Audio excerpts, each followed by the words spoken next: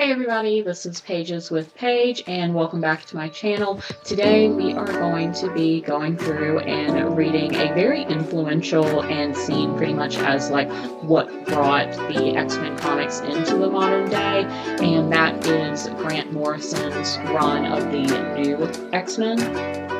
I got these probably last year around Black Friday, so these are the Epic Collections omnibus style of them. So this goes all the way up to 126 plus the annual, and then this one covers from 127 to 141, and then the rest I will be having to read online. I do not have a physical of it because they have not released the Epic collection of it. It comes out in June.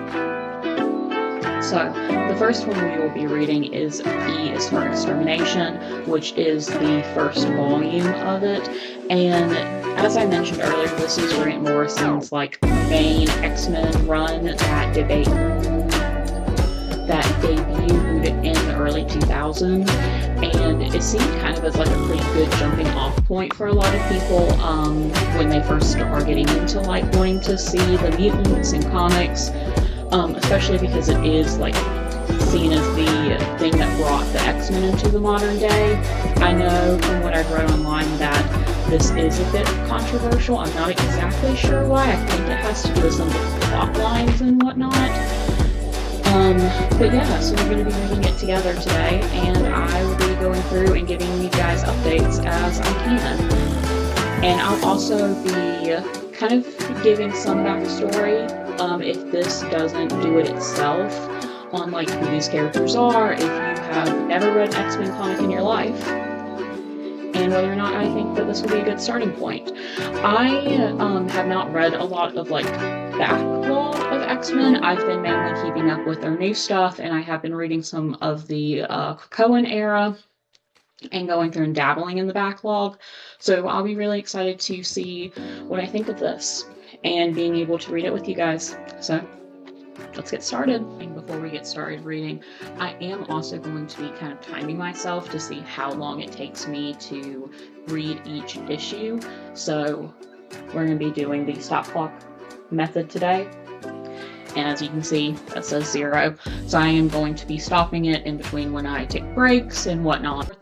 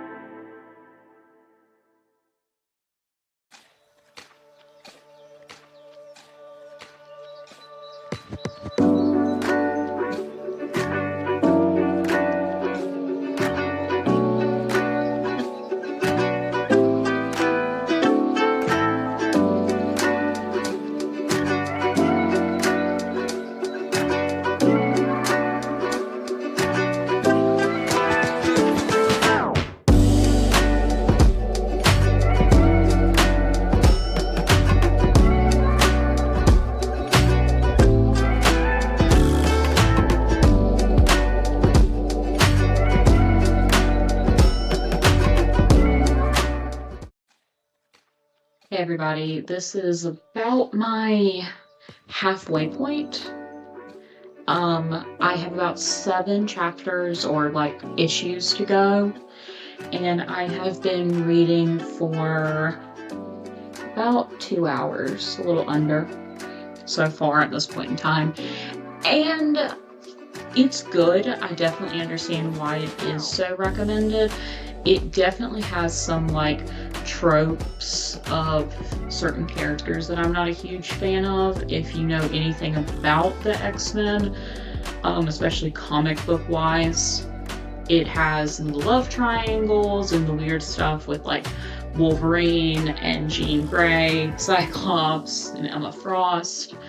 If you have never seen anything with X-Men, that probably sounds like a whole bunch of mumbo jumbo. So to give a bit of a like wrap up, this art is also probably not my favorite. I will say that. Everybody just looks a little odd to me.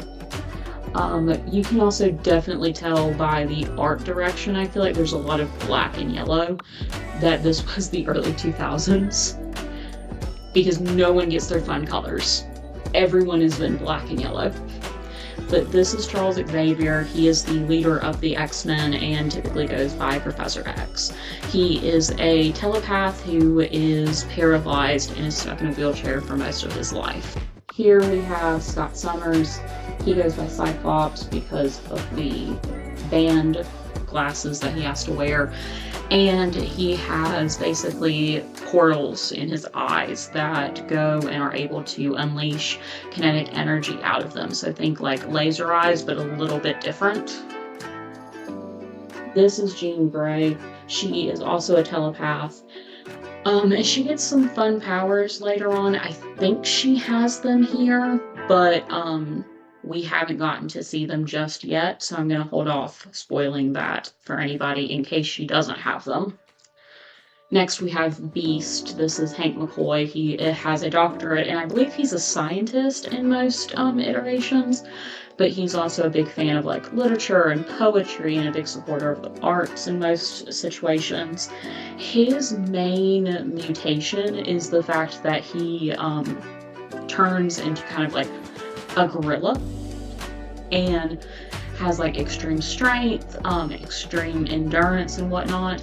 And I don't think they really kept up with this in like the future comics. I know at least where I'm currently reading, he doesn't really have the feline features like he does in this.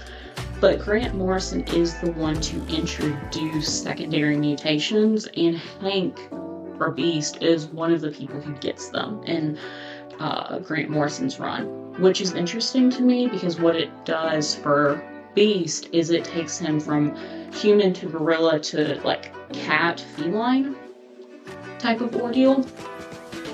This is Logan right here, this guy. Hugh Jackman, Wolverine, same character.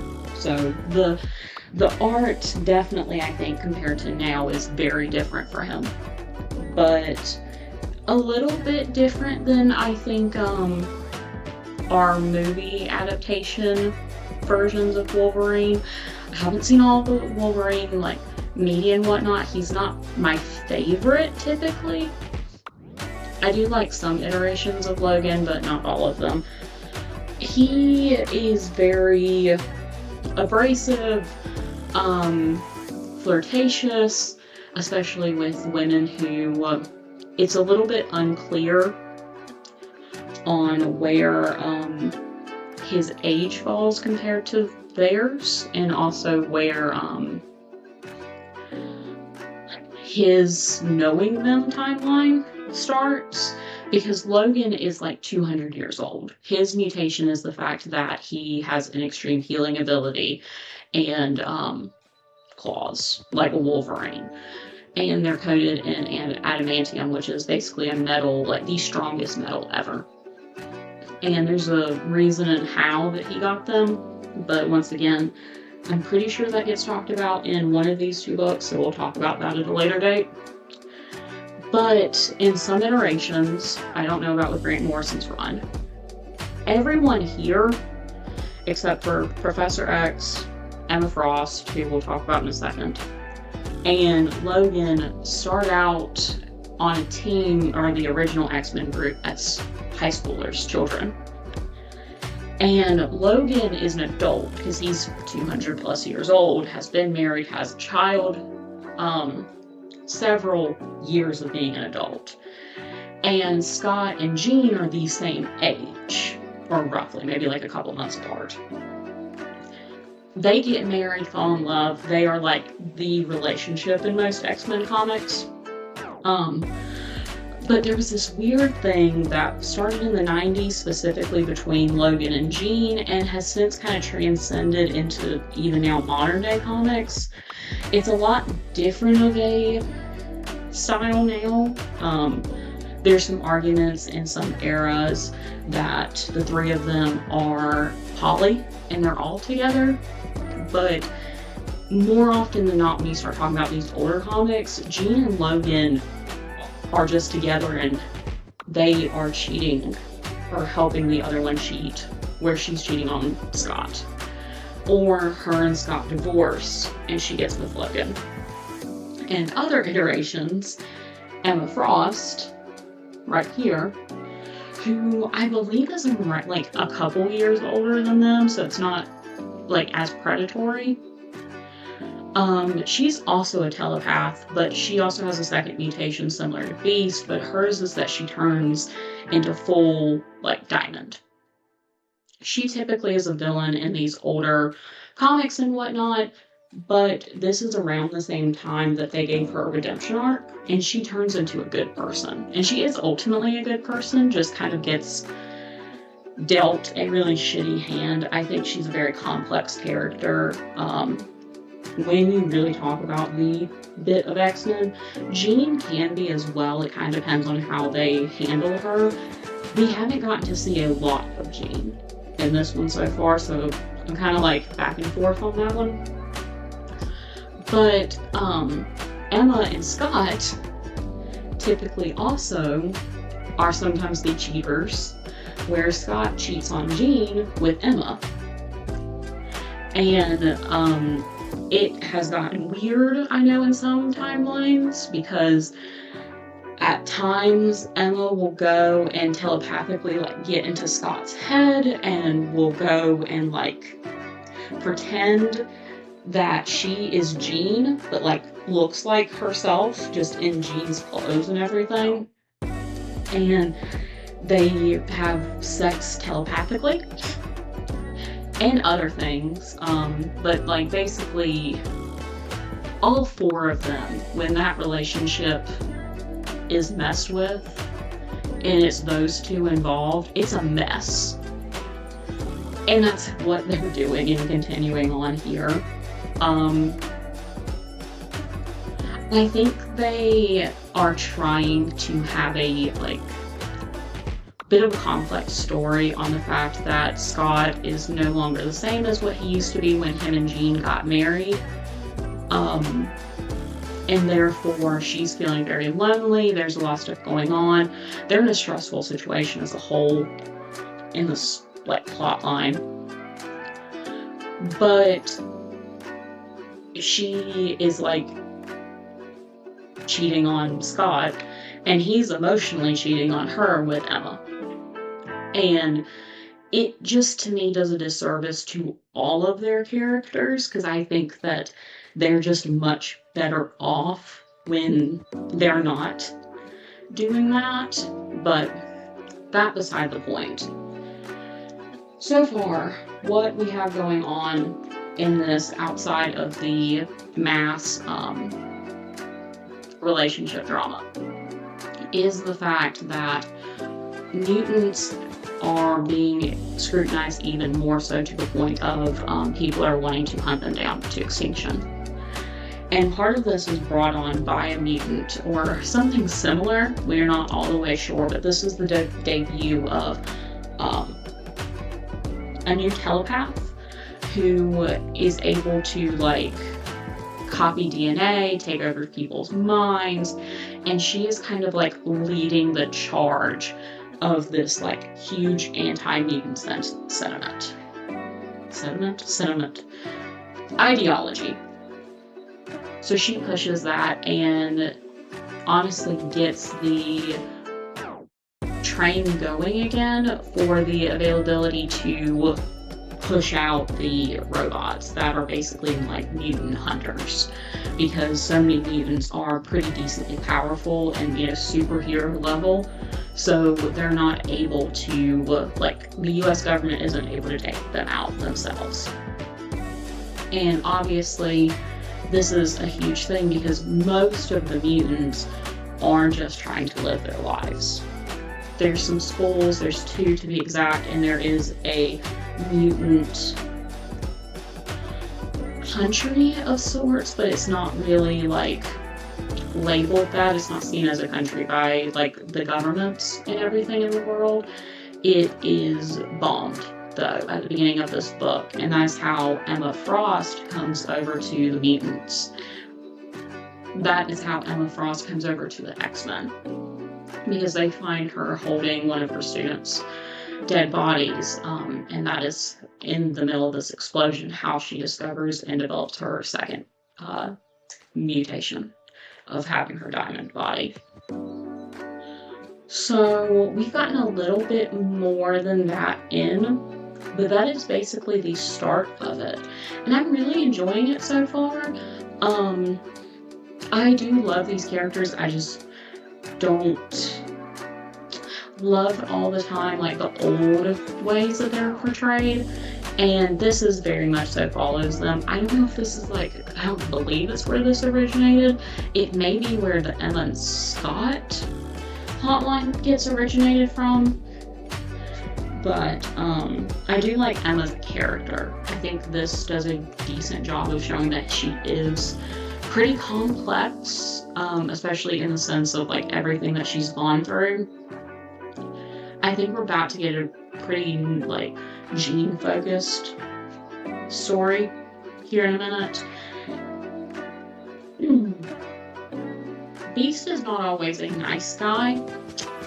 He at times is depicted to have committed several war crimes.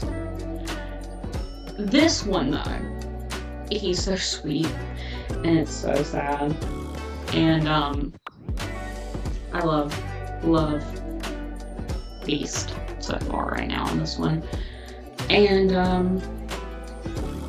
I've never been a huge Charles Xavier fan. He can just be a weirdo at times, and that hasn't really changed much, but we also haven't gotten a lot of him, so that's really all of my thoughts on the like characters who are mentioned here, or at least on like the big main characters. We do get an appearance from Domino, which is basically she's an assassin with the mutation of she can basically never be wrong. She's like super lucky, so every time she like takes a shot with her gun, she gets it. There's other things too that we see her use her powers for. She jumps out of a window and it's like, oh, I don't know what's on the other side. I could fall to my death. There could be concrete. It's a swimming pool. She's fine. That's pretty much how her powers work. It's cool to see. We did get a name drop for Charles's ex-girlfriend, so I'm pretty sure we will be getting some like issues with them as well, because he's currently in space with her. And that is probably about all I can say at this point in time about everything. So, I'm going to keep reading. I am going to try and finish this one up tonight. I do have a wedding tomorrow, so I'm probably going to try and get some extra sleep before then. But I am going to try and finish this one, and I might try and get through the next, like a little bit of the next one, because this is about 7 issues left in it. And then the next volume is about 14 as well. So it'll be 7, maybe I'll do 14 all in all, and then that will leave 14 for tomorrow. think that's going to be the game plan. But you'll know for sure here.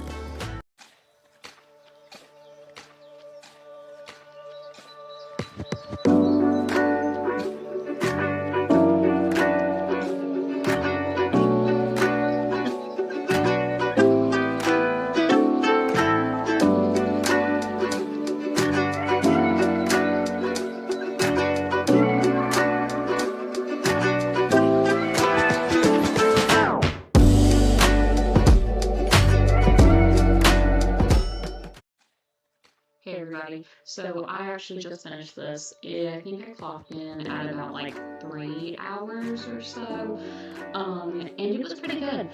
I definitely do see the hype of it. I think it got better towards the end, and I'm really excited for the second book and kind of like the continuation of this whole story. It also had like a nice little wrap up for the volume. I think that the editors and everything for this edition made a really good choice of like where to end it and kind of where and how to like put all the stories together. So I think it did a really good job. I also think it actually did a really good job of characterizing most of the characters. Wolverine is probably the one that I have to say that I'm like the least interested in, but they did a really good job of characterizing Jean. They did a lot for some of the new characters that kind of got their like debut in this run, and they got some really awesome and cool moments. Do I think that you need to go out and read all of this before you can read anything else? No. I think it was fun. I think that I am going to enjoy reading the next part, and this is going to continue on in this video, but there was nothing that really was like brought to my attention in this that you can't just learn from like Googling if you have a question about something that comes up in a comic, because you think you have to. Just pick with whatever like you're interested in. Even if it's like a really long ongoing like series, just pick up like whatever the newest issue is, and I promise you may have to go back and read like maybe a couple, or might have to do like some internet digging, but don't be intimidated by thinking you have to go all the way back to like this one specific issue or comic line that debuted in like the early 2000s. Just pick it up and just start reading it, and if you end up finding that you like the characters and you want to go back and kind of like look at the backlog, do it. Like I said, this was great. I really enjoyed it. I'm excited for like book number 2, but it's not necessary. Honestly, my favorite run that I'm following right now for the X-Men only has Logan or Wolverine in it, and the rest of them are not in it. So, like, this doesn't even mention my favorite characters at all. So,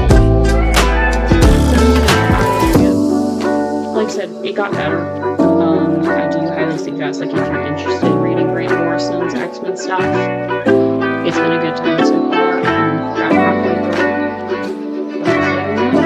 I'll see you guys again for my next check-in on the second book.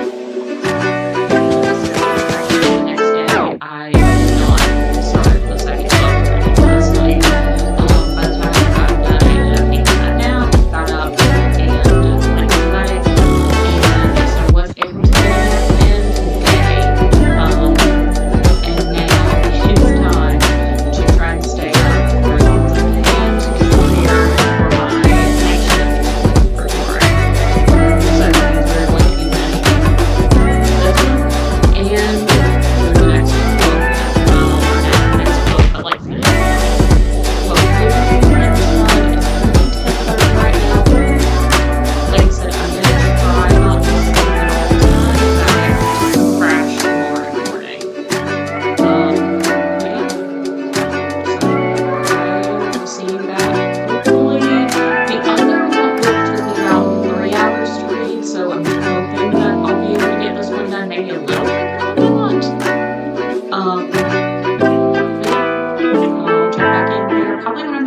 way through or if there's like anything super crazy that happens.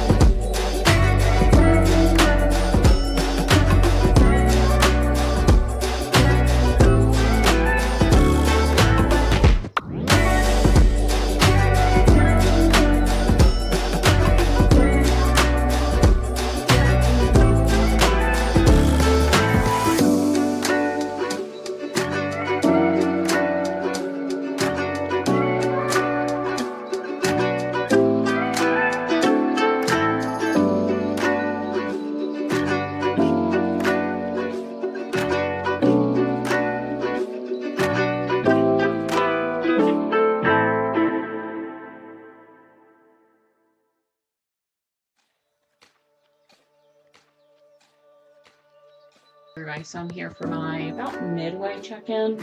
I am right there, so I've about this much left to read.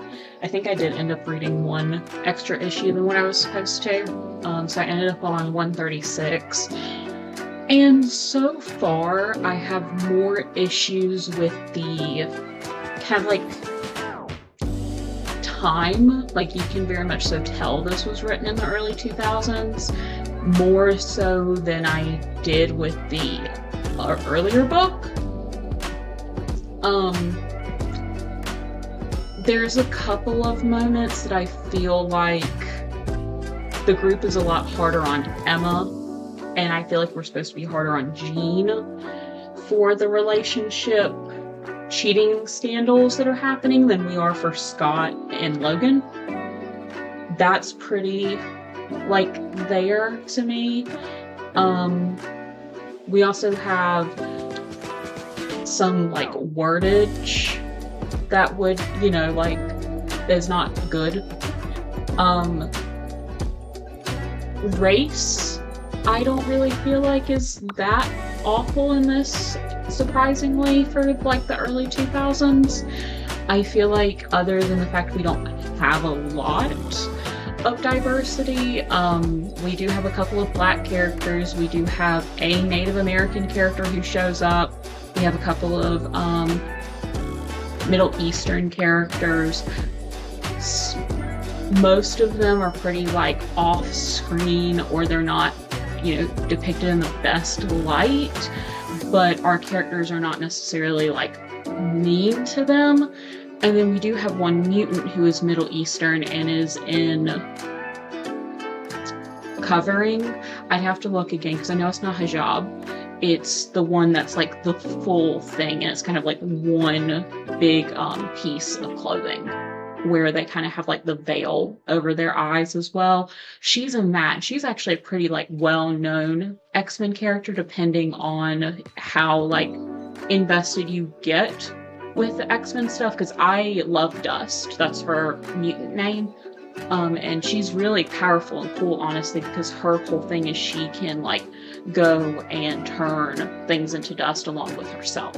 So she has been known to like be able to take every like people's skin off and kill them, and that's something that she does do in this book because there's people who are trying to traffic her and kidnap her. So she doesn't get a lot of lines so far.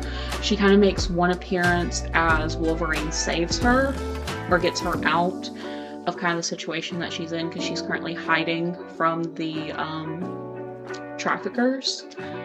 But outside of that, she hasn't really done a lot. I did flip through kind of to see like how many pages or issues were left. And I did see where like she does have a couple more moments on the page. At least from what I saw, she could have more. So I'm hoping that we'll get to see more of her. Because I do personally really like Dust from what little bit I know about her. Trying to think what else. There's a couple of like mentions to things that I don't really 100% understand, and I went online to kind of see like if it was a just time thing that I didn't understand, because I technically was, depending on when this was written and published, I was not alive possibly for some of these issues. I was born in 2002, like late 2002. So we have some teenagers who are kind of like meant to be seen as like radical ideologists and whatnot. It depends on how you want to see it, on like where they're going with it. I think that they are somewhat going about it the wrong way. But I also don't think that they're necessarily like these huge, like radical, terrorist groups. Like I feel like, it's wanting us to kind of believe and whatnot. But they have like red and black striped sweaters, and it's meant to be seen as like this big thing that they're wearing it, and like kind of like this symbol of terrorism. And so that kind of confused me because I'm like, what's the symbolism here? I feel like there's supposed to be more to it than what we're getting on paper. So there's, like I said, a couple of things that I can definitely feel like dates this more than the previous volume. But I do enjoy the fact we're getting more mutants, and some more like already pre-established, pretty bigger names. Archangel makes an appearance. Storm finally made her appearance, which I was very thankful for. But once again, she doesn't have much. I really wish she was on the page more. But that's also, once again, she's one of my favorites. I am not a huge fan of Gene Scott Xavier. I like Beast when he isn't being a lunatic. Logan's hit or miss for me. And then I like Emma Frost, but this one she's kind of out there. So I definitely enjoyed the character development more in the first book, but I feel like the plot lines are moving quicker and are more like theatrically big in this one. So I'm kind of iffy. Still very much so stand on the fact of like, I don't feel like you need to read this series. It's fine. But as someone who, like I said, is like reading this in 2026, it feels dated. The artwork's not that great. I don't enjoy a lot of the storylines for the characters. And so far, other than like getting some information on like some debut mutants for like the teenagers and stuff that kind of make their first appearance, and this is like their debut group, it's not really been anything crazy to me. But I still have 5 more issues in here, and then I have about 14 online that I still need to read. It is 1 a.m. now, so I still have about 6 hours until I will go to bed. So I'm going to try and not follow this out. I don't know how realistic that'll be. I'm currently clocking in at about 5 hours spent in total. I can definitely probably get through these last 5 issues in an hour, maybe less. And then the big one is going to be the rest of the online issues. So yeah, I'll check back in here once I'm done with this book, and I'll be keeping you guys updated.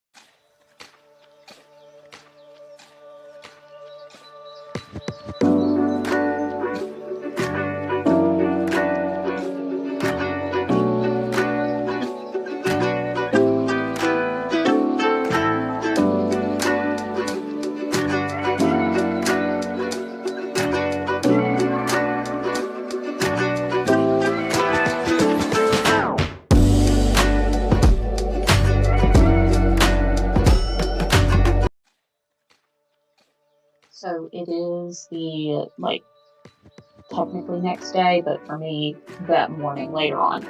I'm about to go to bed, that's why the lights are turned off in this room. This is technically a bit of an office space, but it's just easier for me to let my melatonin work. If I just have the lights off in here. But, so I finished it up without you guys, or didn't do a check-in, midpoint check-in. I have lots of thoughts. Not many of them are that good. And, I really just don't get the hype.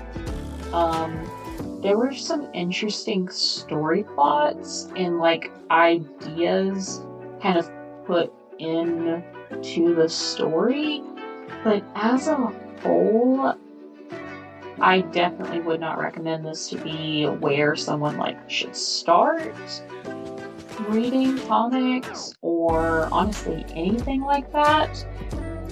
I think you'd be much better off just picking up a newer run than picking up and kind of starting from there.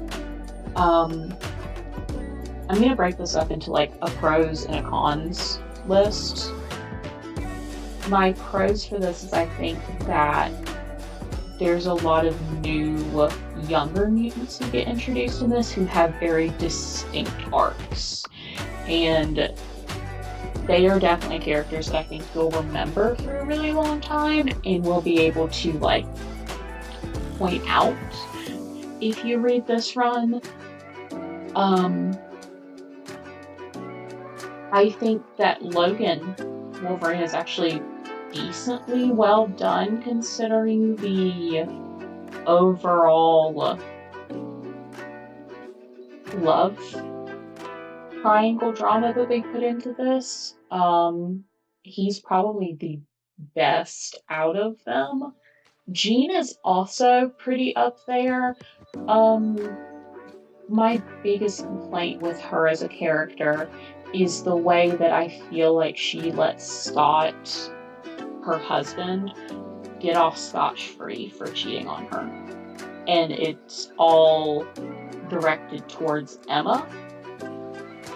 That is something that's heavily there, and I do kind of feel like it was done very, that's not probably the right word, but it felt very icky, the way that Scott was treated almost like this poor, whiny child who was, like, coerced into doing this thing, while Emma was this, like, seductress who made him do all of these things.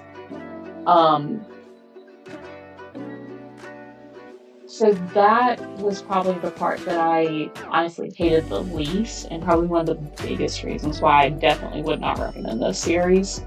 Especially, like I said, for someone who's just getting into comics, because it's not like that these days. Like, they don't do that in a lot of, I feel like, modern comics. They might start, don't quote me, but Gail Simmons is doing the Uncanny X-Men run right now, and she's done amazing. I love what she's done. I think it's been very interesting without any relationship drama. There has been no, like, oh hey, the man can't be held accountable for his own actions in it. Everyone honestly is very well written and has done a good job at making them human and not feeling like they're meant to be kind of larger than life, and so they have to have, like, something to make them feel human because they make mistakes and whatnot, but without it being a thing of, like, they are just going to completely be held without any they're not going to be held accountable, while other characters are going to be, like, completely seen as the villain. I do say that I think Grant Morrison had some good points with Emma Frost. I think that he very much so tried to focus on the fact that she isn't evil and that she just has had a really, really hard time and go of it, especially as a woman who has been seen as someone just as, like, a sex object, and being able to kind of, like, make her own way of things. So I think she has such a good base form in this comic series, but they do such a disservice for her by it being a thing of, like, oh, well, I really want revenge, so I'm gonna go, like, sleep with her husband. And it does feel like it's meant to be a little bit more than that, but at the same point in time, it's not very well portrayed that way. The end conflict was a mess and made so little sense. The villain, I think, was meant to be kind of like a shock to everyone, but it made no sense how he was there. And there was a lot of explanations and stuff that I think were owed to us that we didn't get for it to like make sense as a character and a villain, ultimately. I also think that this comic does a really poor job of talking about how Magneto and Xavier are wrong. Because once again, for all my non-X-Men fans or like people who just don't know a lot about it, the mutants are a basically giant marginalized group who have faced tons of, honestly, eugenics issues. And a lot of people think that they should be killed, hunted, sent out, but basically it would be a genocide because of how many mutants there are. And with that, you typically have like the two main mutant like leaders.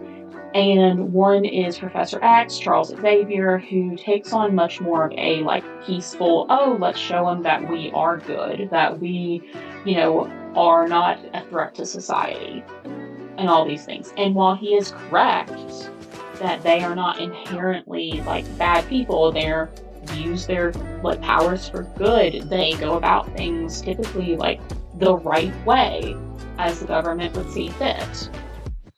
But that doesn't stop the government from ever chasing after them, calling them radicals, calling them vigilantes, criminals even. While you have Magneto's side, which is much more meant to be the extreme where all non-mutants should die. There is no ands, ifs, or buts. Everyone needs to die that is not a mutant. And you see a lot of people in this who do kind of like follow in with it, and you can kind of see why they feel the way that they do. But my biggest issue with it is that there's a huge lack, I think, of conversation about the in-between, about acknowledging that sadly in the situation that the mutants are in, they can never be good enough. They will never be able to be seen as an equal in the society. But on that other hand, Magneto's wipe everything from existence that isn't a mutant also is not the correct answer. And it just feels very, you have the good versus you have the evil side of it.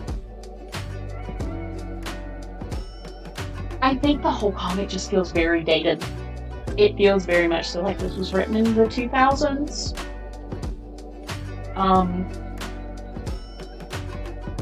That's probably my biggest complaint about this whole kind of like series, is the fact that it just feels so dated.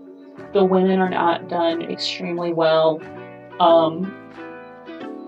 The characters they chose to focus on are fine, but definitely not my favorite.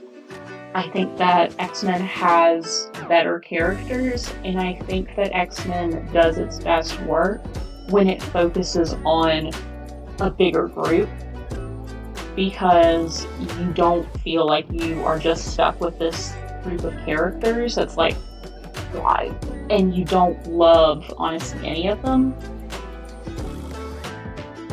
My pros for this, as I mentioned, is I do think that they did a decent job with Emma's backstory parts. I think they did a good job with Jean outside of the fact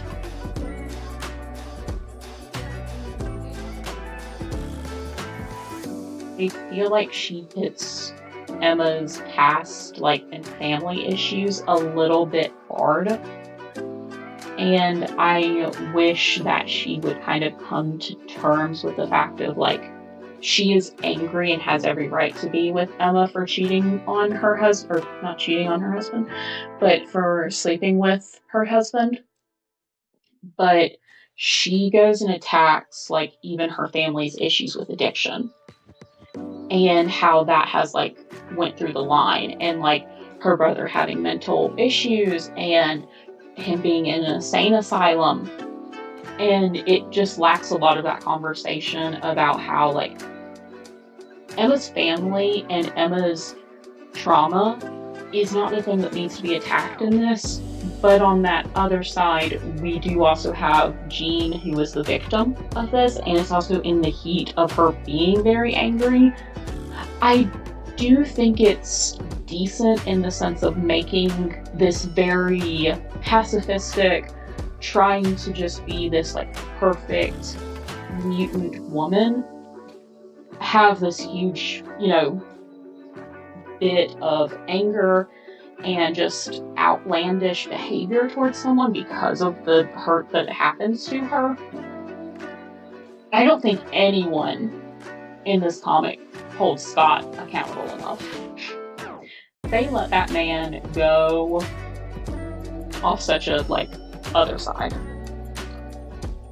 But I think that arguably is a pro. Beast is really good in this, I think.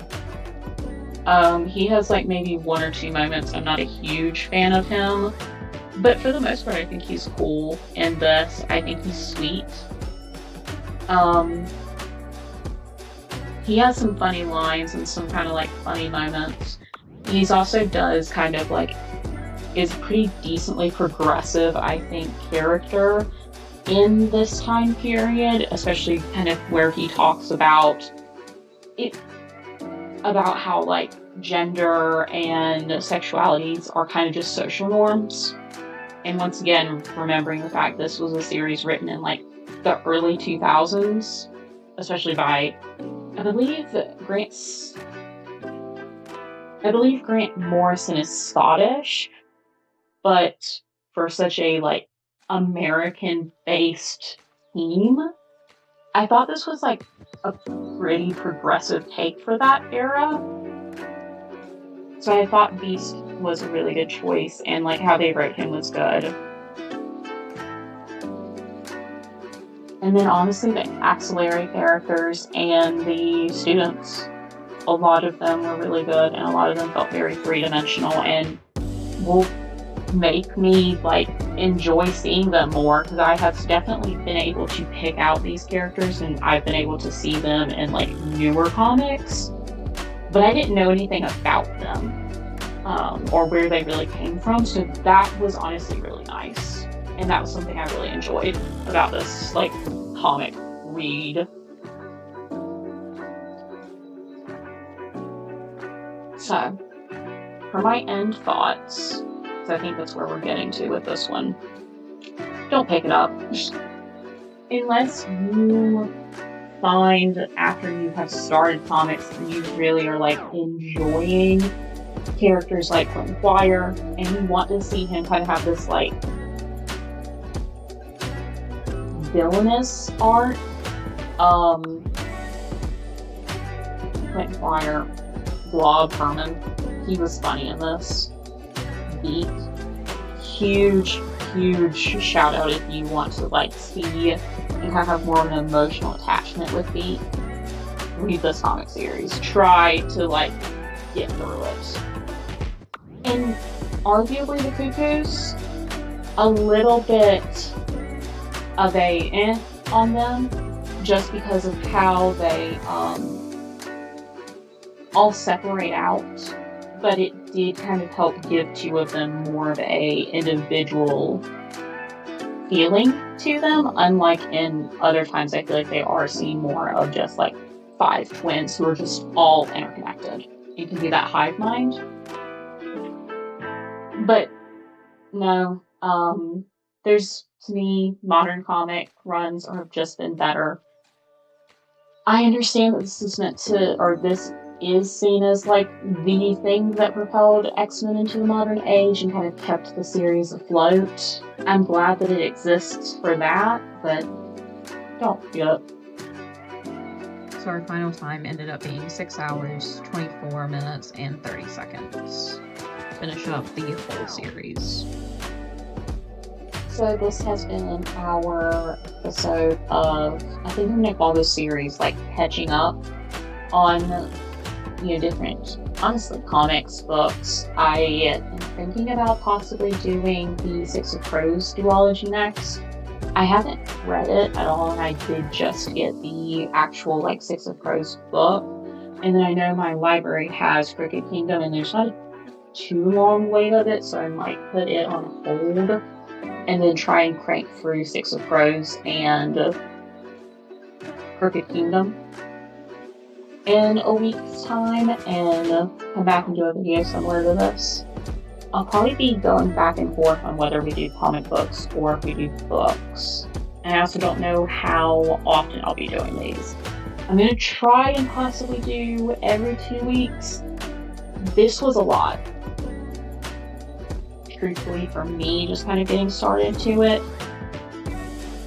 This was a lot, just kind of getting started into recording and kind of figuring out like my filming schedule and whatnot.